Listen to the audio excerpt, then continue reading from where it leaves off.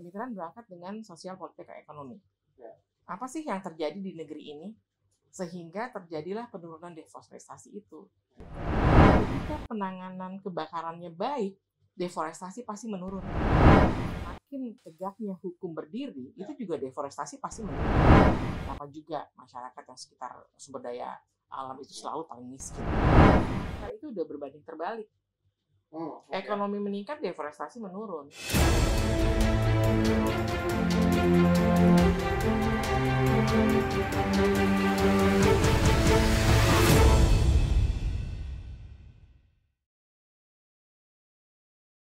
Assalamualaikum warahmatullahi wabarakatuh.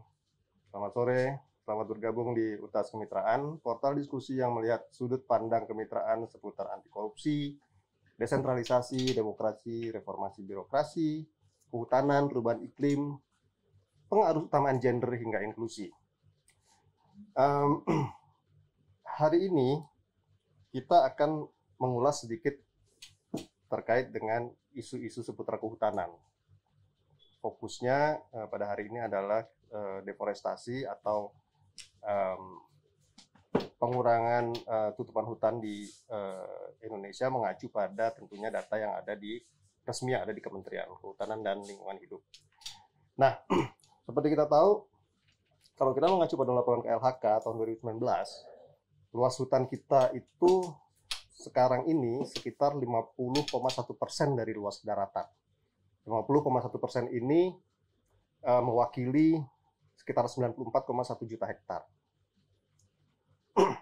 Jadi dengan tutupan hutan yang begitu luas dan tentunya dengan isu lingkungan yang belakangan ini banyak disoroti oleh masyarakat, termasuk masyarakat umum ya,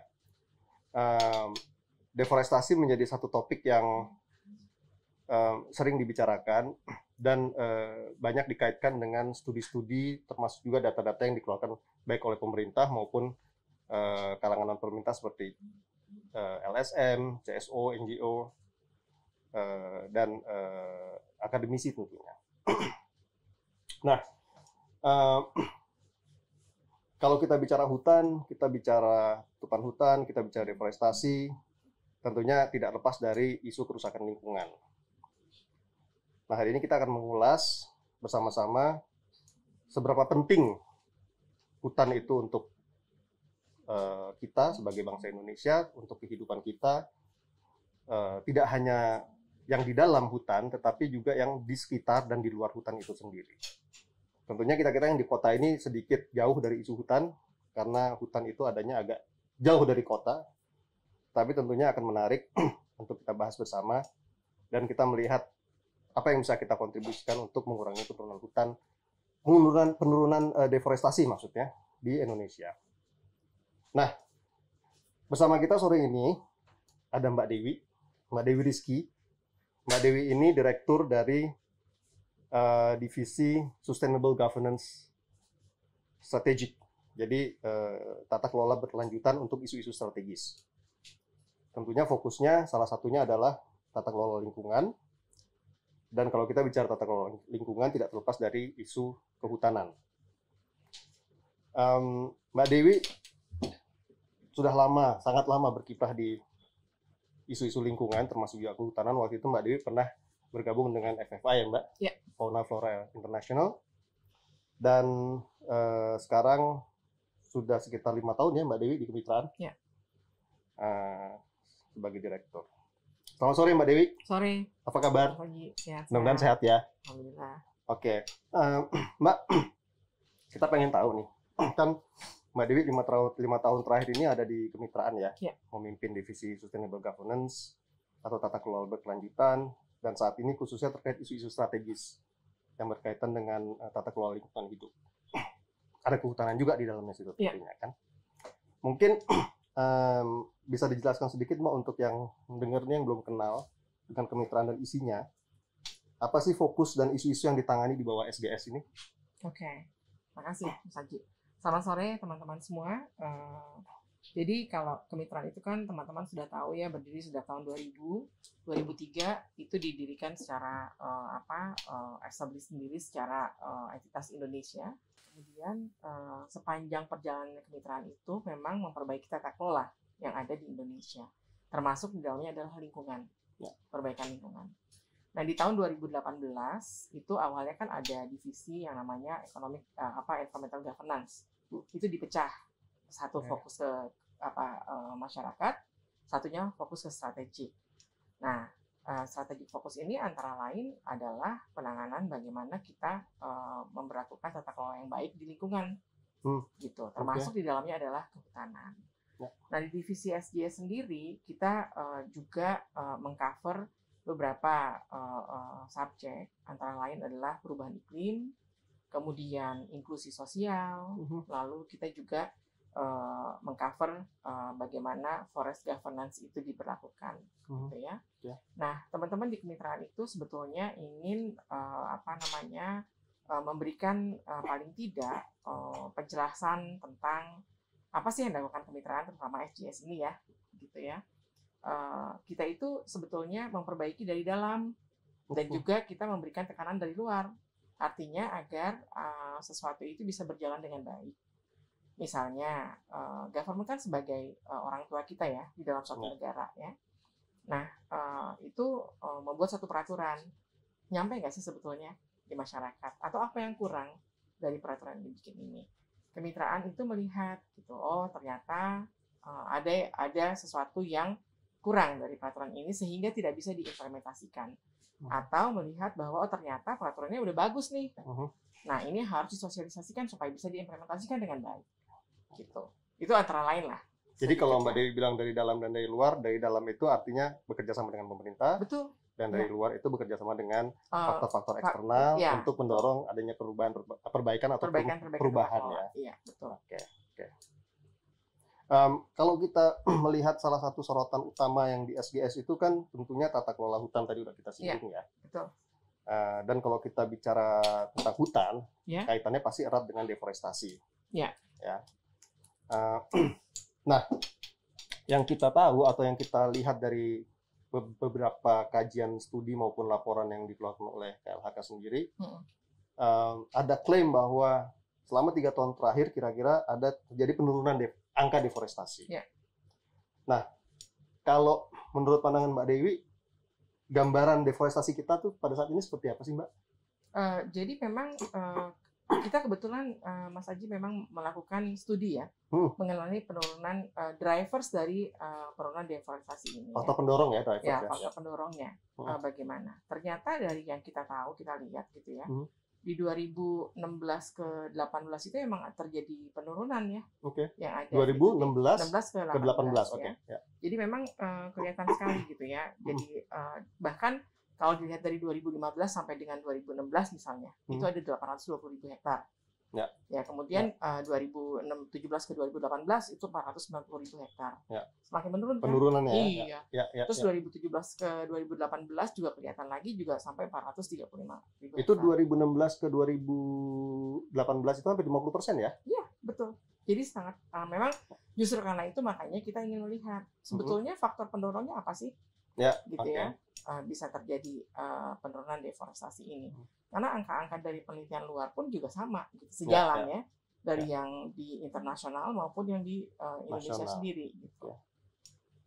Jadi tadi Mbak Dewi singgung ada studi yang sedang dilakukan oleh kemitraan. Nah, studi ini kalau saya nggak salah nih, kan bertolaknya dari studi yang dilakukan teman-teman di Amerika ya, di Maryland University ya. Dan sementara sekarang ini kemitraan sedang menyelesaikan studi itu berdasarkan dengan hasil yang dipublikasikan oleh Maryland lah, salah satunya ya. Namun tadi Mbak Dewi juga singgung ada drivers nih, ada faktor pendorong nih untuk deforestasi. Jadi kalau misalnya kita bicara isu faktor pendorong itu tadi, ada berapa faktor Mbak yang mendorong deforestasi dan bentuknya seperti apa? Jadi begini Mas Haji. Nah, kita kan melihat bahwa hasil dari perhitungannya Maryland memang menurun gitu ya. Kita nggak pengen mengerjakan hal yang sama Jadi kita lihat dari faktor sosial politik ekonominya. Gitu, apa sih sebetulnya yang mempengaruhi? Nah, dari faktor sosial seperti apa? Ya. Apakah kemudian meningkatnya taraf hidup rakyat, kemudian apakah kemiskinan malah tambah banyak gitu ya.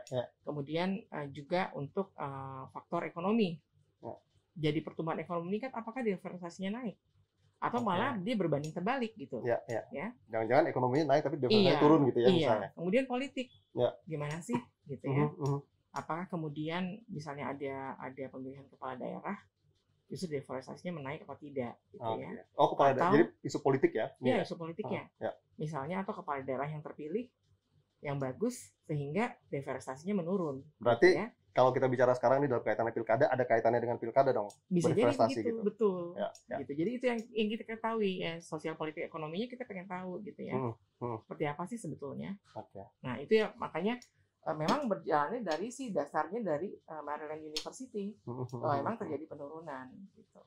Jadi kalau misalnya tadi Mbak Dewi bilang kita melakukan hal yang berbeda, jadi perbedaannya ada pada fokus studinya itu ya. Yang satu menyoroti apa yang kita punya itu lebih menyoroti. Kalau kan tutupan lahan ya. Yang dilihat kan perubahan tutupan lahan. Betul. Di Indonesia itu seperti apa sehingga mereka dapat dengan data ternyata terjadi penurunan nih. 2015-2018 gitu ya. Kemitraan berangkat dengan sosial politik ekonomi.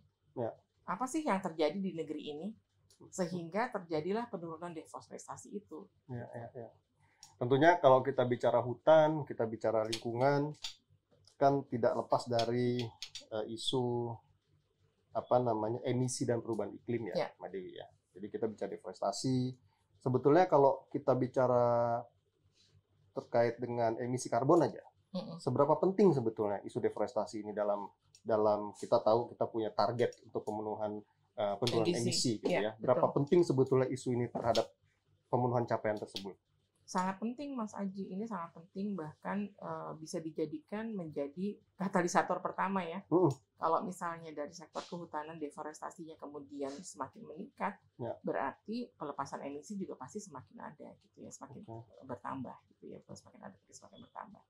Nah ini yang menjadi mungkin untuk forester ya, itu betul-betul tantangan buat kita, kebetulan saya juga forester gitu ya.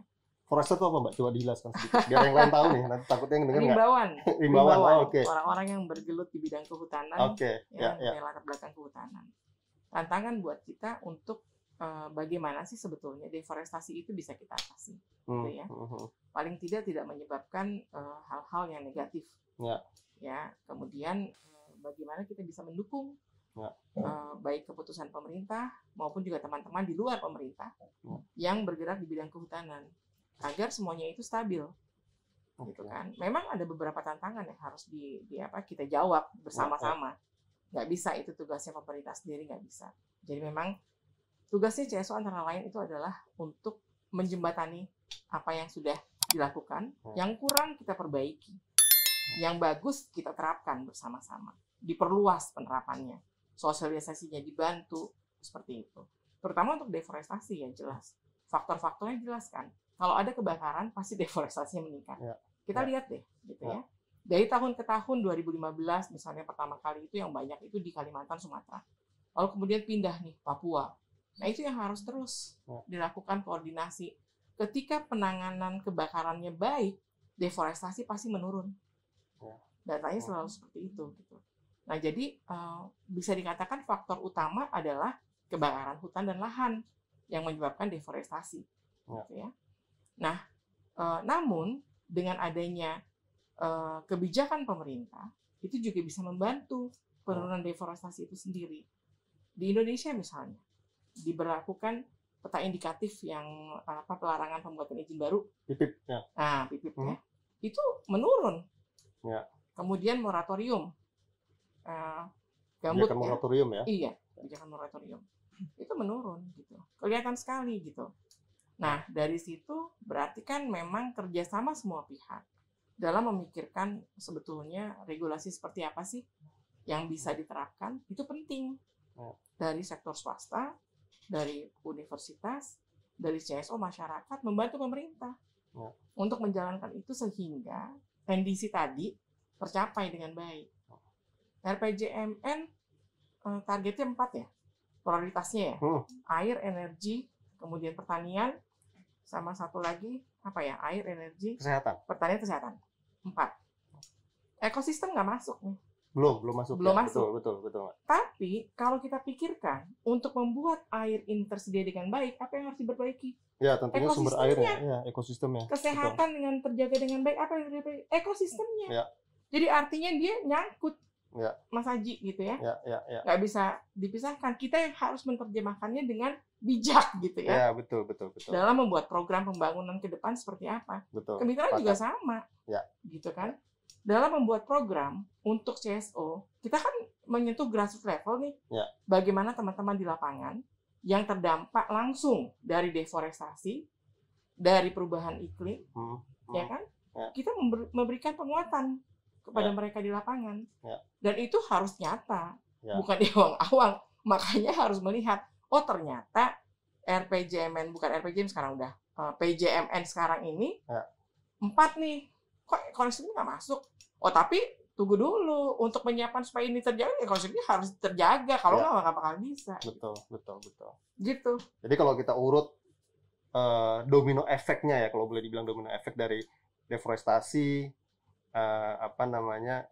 emisi dan perubahan iklim itu satu paket lah istilahnya, yang saling mendukung ya. Betul. Begitu deforestasinya meningkat, akan terjadi emisi yang lebih banyak keluar, dan ini akan memicu perubahan iklim yang lebih masif gitu ya ke depannya. Dan sebaliknya kalau deforestasinya menurun, maka emisinya juga otomatis menurun, dan perubahan iklim ini bisa dalam tanda kutip sedikit diredam supaya tidak dampaknya tidak terlalu signifikan. Nah, kalau kita lihat gitu ya, kemitraan kan juga mendukung penegakan hukum terhadap kejahatan lingkungan dan lain-lain gitu ya. Dengan semakin tegaknya hukum berdiri, itu juga deforestasi pasti menurun. Bisa dicek gitu ya. Bagaimana law enforcement di negara ini berpengaruh terhadap turunnya deforestasi, itu juga bisa kelihatan. Di studi juga ada deh gitu ya. Jadi nanti dijabarkan juga sedikit ya terkait itu ya Mbak. Iya. Oke. Nah kalau tadi Mbak Dewi kan nyinggung nih Karhutla ya. Kita udah tahu pengalaman dari tahun 2017, 2018, dan yang juga cukup parah di 2019 gitu ya. Kalau kita refleksi ke belakang dengan melihat pola kebakaran hutan atau pola Karhutla dan penanganannya sampai sekarang ini, menurut Mbak Dewi apakah upaya yang dilakukan sudah memadai, terutama dalam konteks menekan deforestasi ya, tentunya kan kepentingannya juga ke sana gitu. Kalau kita lihat penanganan ke Karhutla dari pemerintah dan masyarakat sudah semakin baik ya dibandingkan yang sebelumnya, gitu ya. Kita bisa lihat masyarakat peduli api itu semakin banyak dibentuk di lapangan, kemudian juga kerjasama sektoral kementerian juga sangat baik gitu ya, dan memang menjadi prioritas utama dari pemerintah untuk menangani kebakaran ini. Kalau saya melihatnya ini sangat berhubungan sekali, Mas Aji. Jadi ada ini bisa nggak sih dikasih tahu gitu. Kita punya temuan umum nih kemitraan nih. Jadi digambarkan, dilihat dari kajian semua yang ada nih. Misalnya gitu ya, dengan peraturan tepat deforestasi itu menurun. Nah, dengan peraturan tepat juga pemantauan alat bantu panen hasil hutan itu juga meningkat. Kemudian juga ada database yang akurat. Dengan database yang akurat tuh sistem data presisi kan, begitu presisi penegakan hukum berjalan dengan baik. Nah begitu penegakan hukum berjalan dengan baik, deforestasi juga menurun. Jadi saling berhubungan gitu.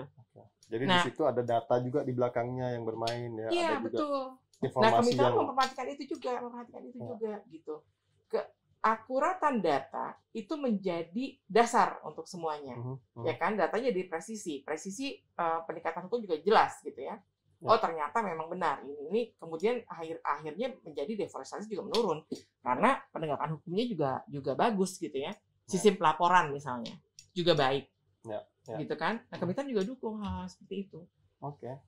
Jadi tata kelolanya menurut Mbak Dewi sudah mulai membaik. Tapi mungkin ada nggak indikator-indikator yang bisa untuk masyarakat awam gitu ya, untuk melihat indikatornya apa sih bahwa itu telah membaik gitu. Apakah dari misalnya tetap luasan, misalnya apakah durasinya yang lebih pendek atau mungkin kesiagaan dari masyarakatnya yang lebih tinggi gitu kan. faktor ini kan kebakaran hutan itu dan lahan itu ada dua. Yang pertama faktor alam, kedua faktor manusia, ya kan? Sengaja dibakar atau terbakar dengan sendirinya.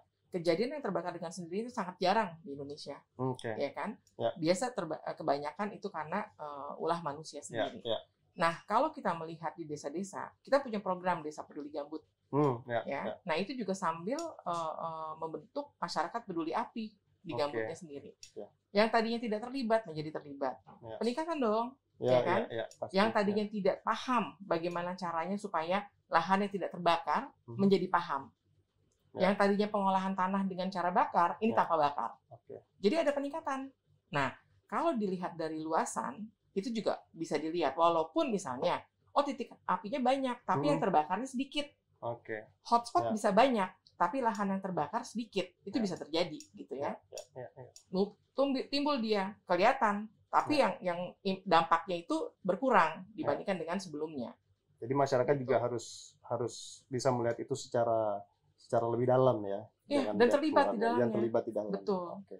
Nah, itu harus hati-hati, Mas Haji.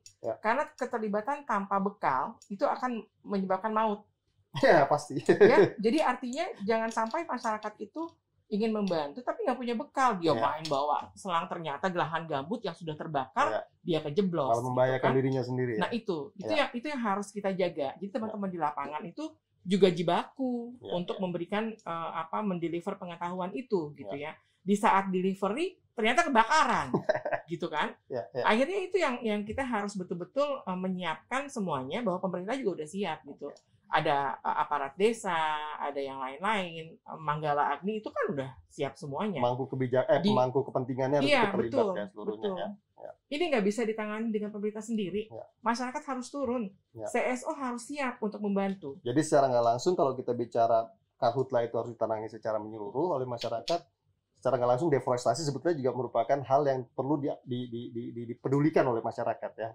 Masyarakat harus berkontribusi dalam upaya pengurangan deforestasi juga, baik itu melalui penurunan karhutla atau hal-hal lain gitu ya. Kalau di kehutanan, karhutla menjadi penyebab terbesar deforestasi. Tetapi pengolahan kawasan yang mempunyai hak di dalamnya itu pun bisa menjadi penyebab. Pada saat pengusaha itu cuci mangkok kembali kepada lahan yang harusnya dibiarkan tumbuh selama 20 tahun, dia udah balik lagi, itu namanya cuci mangkok. Itu akan terjadi penyebab deforestasi juga dalam pengolahan sumber daya hutan yang tidak baik. Sustainable forest management tidak berjalan dengan baik.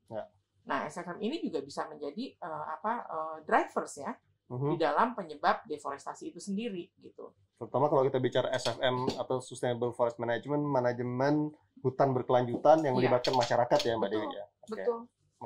Nah, kalau kita balik lagi nih ke kebijakan, tadi kan disinggung terkait dengan kebijakan yang juga menjadi salah satu faktor.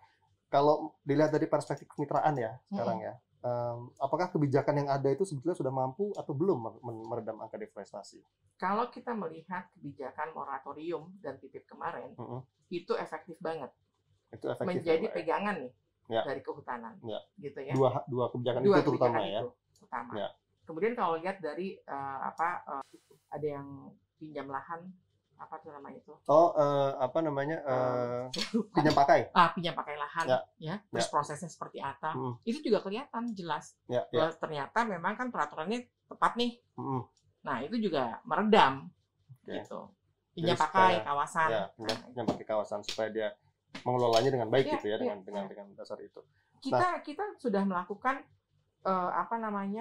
penelitian terhadap kebijakan tersebut. Yang menjadi analisa di dalam komputer ya, yang menjadi primadona tuh yang moratorium untuk penurunan deforestasi. Kedua baru yang pinjam pakai lahan.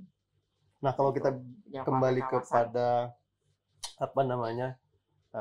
kontribusi kemitraan sendiri, karena kan kemitraan juga bergerak di advokasi kebijakan nih.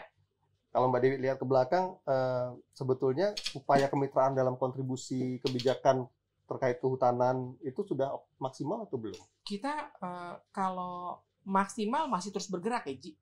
Mencapai titik optimal ya. Tapi usaha kita itu sejak saya masuk kemitraan ya, yang saya lihat dari Forest Governance Reform, kemudian Forest Governance Program itu ada kita. kemudian CBFM, Community Forest Based Management Program. Ya. Lalu yang terakhir itu yang memang kerjasama antara masyarakat, pemerintah dan juga swasta, itu adalah program di Kalimantan Tengah, di mana kita membuat yang namanya Sustainable Plantation program bersama dengan masyarakat, pemerintah dan juga swasta. Ya. Itu bagaimana mereka bekerja sama dalam menangani kebakaran di kawasan itu. Lalu di Kalimantan Barat juga ada, selain menjaga koridor satwa orang hutan, kita juga membuat tuh yang namanya bagaimana caranya bekerja sama dengan masing-masing perusahaan besar nih di Kalimantan Barat, di Ketapang, itu untuk supaya mengelola landscape yang kebakaran seperti apa. Ya. Nah, kemudian ada lagi program untuk yang DPG ya, 259 desa. Desa peduli gambut. Jadi kalau dari situ, belum lagi yang peduli, ya kan? Ya. Mengantarkan masyarakat adat untuk supaya tidak menjadi penyebab kebakaran hutan, ya. Dari prosesnya pada peradangan berpindah dan sebagainya. Ya. Berhasil tuh memang ternyata bukan mereka gitu ya. Ya. Jelas-jelas bukan mereka. Misalnya mereka melakukan pembakaran untuk membuka lahan juga sedikit, tidak bisa menyebabkan kebakaran yang besar. Jadi Mbak Dewi confident bahwa kemitraan sudah berkontribusi saya confident terhadap sekali. Dari 5 tahun saya ya? di sini, apalagi dengan sekarang kita melakukan studi ini, kita lihat ya. Kita nggak pernah bergeser, Ji. Kita nggak pernah bergeser. Jadi kita memang betul-betul mendukung supaya kebakaran hutan ini ya itu bisa berkurang gitu ya. Bagaimana sih seperti ininya caranya? Kerjasama dengan masyarakat itu terus dilakukan.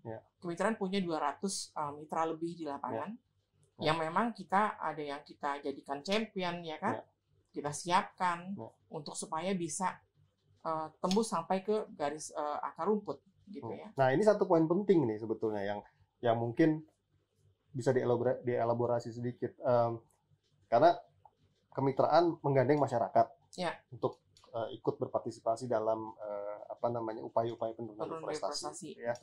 Tapi mungkin banyak teman-teman kita di luar yang berupaya untuk menggandeng masyarakat, cuman mungkin hasilnya kurang maksimal gitu ya, Mbak Dewi ya. Nah,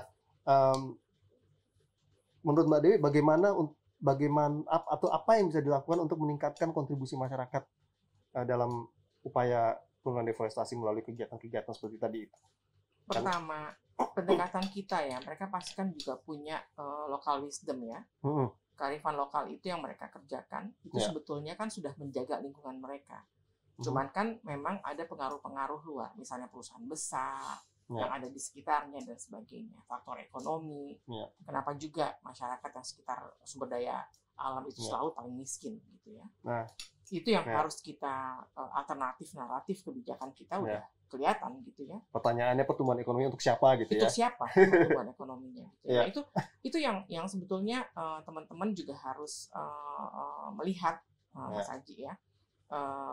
Lokal wisdomnya seperti apa? Jangan masuk langsung terobos begitu aja. Mereka udah lebih tahu dari kita kok, gitu kan ya. Nah dari situ baru kita juga sampaikan program yang akan kita jalankan ini adalah untuk melindungi kawasan tersebut, misalnya bersama dengan mereka. Apa yang sudah baik dipertahankan, apa yang belum bagus dikuatkan, gitu.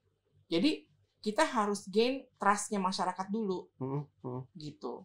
Kalau nggak dapat itu nggak bakal bisa. Ya, tapi kita kerjasama, nggak bisa masuk sendirian kok. Kita selalu ada lokal, mitra lokal, pemerintah daerah, lokal, daerah. Nggak bisa kita masuk. Ya karena hutan ada di daerah. Namanya gitu, bukan juga di pusat. kemitraan. Kemitraan itu harus bermitra. Ya pasti. Nggak bisa. Ini udah banyak ya yang dijelaskan sama Mbak Dewi, deforestasi, faktor-faktor pendorong. Nah, apakah kita bisa dengan studi yang tadi dilakukan oleh kemitraan dengan kawan-kawan dari University of Maryland, dan saya dengar juga ada kawan-kawan dari IPB yang membantu ya, Mbak Dewi ya. Apakah Indonesia sudah bisa confident bahwa sebetulnya deforestasi itu tidak melulu mendorong pertumbuhan ekonomi?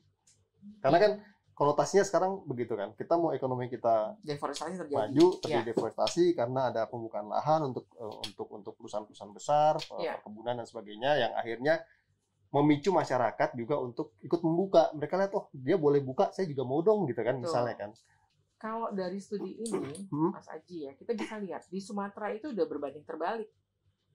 Ekonomi meningkat, deforestasi menurun. Nggak ada hubungannya, gitu ya. Berarti udah ada contoh kasus ya, iya, yang bisa dibuktikan. Itu di Sumatera ya. Tapi di Kalimantan masih nih. Jadi kita nggak bisa lihat bahwa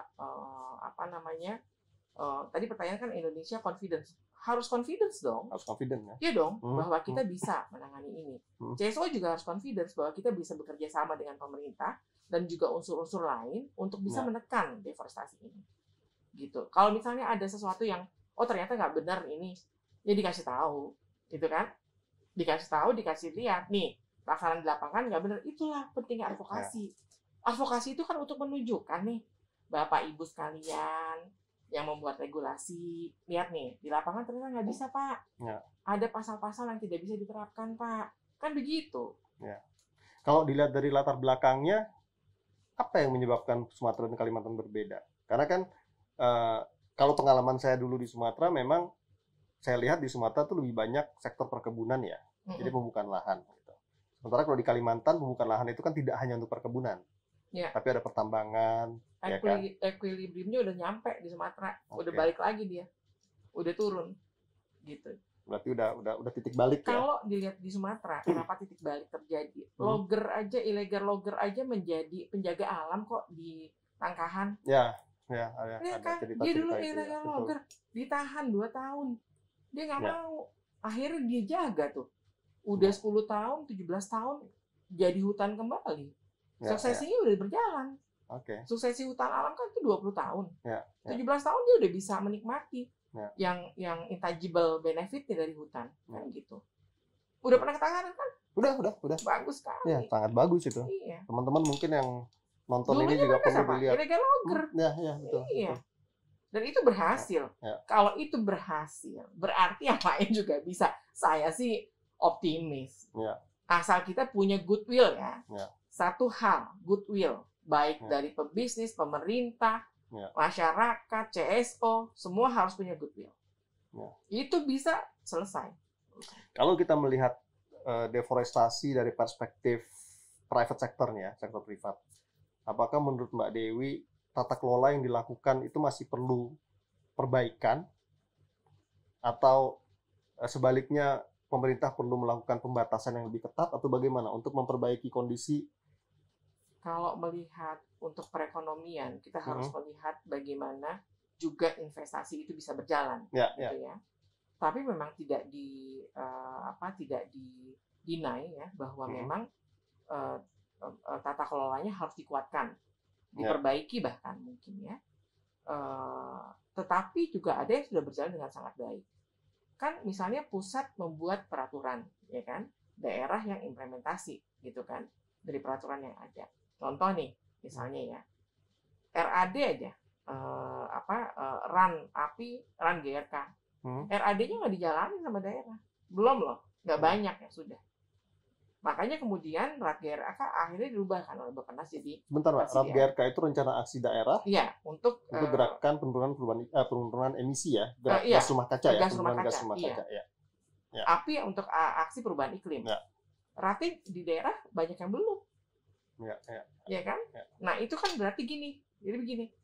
Artinya adalah keseriusan dari semua pihak, semua stakeholders itu harus dijalankan gitu. Termasuk penegakan hukum ya? Oh iya dong. Iya, termasuk penegakan hukum gitu. Kalau kemudian kita mempertanyakan bagaimana sih tata kelolanya diperkuat nggak untuk bisnis gitu ya? Ya, aturan yang sudah dibuat jika diimplementasikan itu aturan dengan bagus ya. Kan membuat aturan ini kan sebetulnya kan memang ada diskusi publik dulu ya. Yang jarang kejadian diskusi publiknya itu. Nah, itu yang harus diperbaiki. Gitu. Proses ya, jadi prosesnya harus diperbaiki. Harus diperbaiki karena banyak titipan-titipan juga gitu. Itu yang tidak benar kan. Nah, itu harus diperbaiki. Makanya tadi Mas Aji, goodwill. Kalau punya goodwill mah enak gitu ya. Masalahnya ini ada yang menerima titipan-titipan itu yang menjadi kemudian aturan dibuat dengan kepentingan beberapa pihak. Itu kan yang nggak benar. Nah, ini dia nih goodwill. Kalau kita bicara kembali lagi ke Karhutla, kan kita lihat ada beberapa perusahaan ya yang terlibat pembakaran lahan dan Karhutla, hutan, ya. Karhutla gitu ya. Tetapi penegakan hukumnya masih lemah. Ya. Nah, menurut Mbak Dewi kalau memang ini di-enforce, diperkuat penegakan hukumnya, apakah juga kontribusi terhadap penurunan deforestasi akan lebih kencang lagi? Pasti, Ji.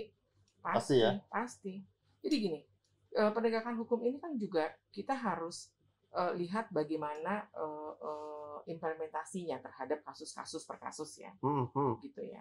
Nah ini juga sama dengan penegakan korupsi dan anti korupsi ya, penegakan anti korupsi sorry. Nah ini yang harus kita lihat gitu ya, bahwa memang sebetulnya kembali lagi gitu ya. Saya sering tuh bikin ucapan gini, if corruption is running in the blood of one nation, itu nggak bakal selesai. Tapi yang bisa selesai itu jika kita mencetak generasi muda kita itu di luar dari apa yang sudah terjadi di negara ini. Itu pasti bisa. Nah ini satu poin lagi nih Mbak. Jadi berarti kalau kita mau melihat ke depan untuk menjaga hutan, menurunkan deforestasi, berarti kita juga perlu melibatkan generasi penerus kita ya. Betul. Justru itu, kita harus mencetak agen-agen perubahan. Jangan yang running in the blood juga itu corruption. Iya kan? Jadi kita harus cetak itu agen-agen perubahan. Banyak anak muda yang mau lulus nih, yang harus diingatkan kembali bahwa korupsi itu bukan running in the blood of your nation gitu, enggak gitu. Dan korupsi ternyata juga memicu adanya deforestasi gitu ya. Gitu. Itu tugas kemitraan juga, Mas Haji. Salah satunya tentunya. Salah satunya, strategik juga itu untuk masa depan bangsa kok. Menarik Mbak Dewi. Mungkin karena kita punya keterbatasan waktu ya. Oh, udah mau ini ya? Jadi sebelumnya saya ingin pertama ada satu closing statement gitu dari Mbak Dewi terkait isu deforestasi ini yang mungkin bisa disampaikan untuk teman-teman, untuk masyarakat, untuk yang muda-muda, bagaimana mereka bisa berkontribusi. Satu closing statement pendek. Ya, mungkin untuk teman-teman di luar sana dari seluruh angkatan ya, baik yang muda maupun yang sedang berkecimpung di dalam bisnis di Indonesia, ataupun juga di dalam perubahan di Indonesia, tolong diperhatikan dengan baik gitu ya. Apa yang sudah dilakukan oleh pemerintah dan apa yang harus diperbaiki dari semua tools yang ada agar deforestasi itu tetap bisa diturunkan dan kalau bisa menjadi faktor yang sangat minim, ya kan, yang ada di Indonesia. Karena sudah waktunya kehutanan itu dikembalikan lagi, ya, menjadi hutan yang betul-betul bisa mendukung seluruh kehidupan di Indonesia. Itu aja sih. Oke. Nah kalau misalnya yang terakhir nih Mbak, satu kata yang bisa Mbak Dewi sampaikan terkait deforestasi. Satu kata, deforestasi. Jaga hutan. Jaga hutan. Oke. Baik teman-teman semua, itu tadi kata pamungkas dari Mbak Dewi, jaga hutan. Kita mencoba menurunkan deforestasi. Terima kasih Mbak Dewi atas kehadirannya bersama kita di sini di kemitraan. Mudah-mudahan teman-teman di luar yang mendengar juga dapat pencerahan bagaimana sebetulnya deforestasi dan apa itu deforestasi dan bagaimana mereka bisa berkontribusi. Jadi kita lihat banyak faktor pendukung, faktor pendorong deforestasi yang mungkin bisa dicermati oleh teman-teman, mulai dari kebijakan, mulai dari tata kelola pengelolaan hutan itu sendiri, mulai dari keterlibatan masyarakat, ya. Dan ini mudah-mudahan menjadi satu hal yang juga bisa memicu teman-teman terutama di generasi mendatang untuk ikut jaga hutan kita. Baik, dengan ini saya tutup acara ini, bincang-bincangnya dengan Mbak Dewi. Tetap jaga kesehatan, patuhi protokol kesehatan, dan assalamualaikum warahmatullahi wabarakatuh. Waalaikumsalam warahmatullahi wabarakatuh. Makasih Mas.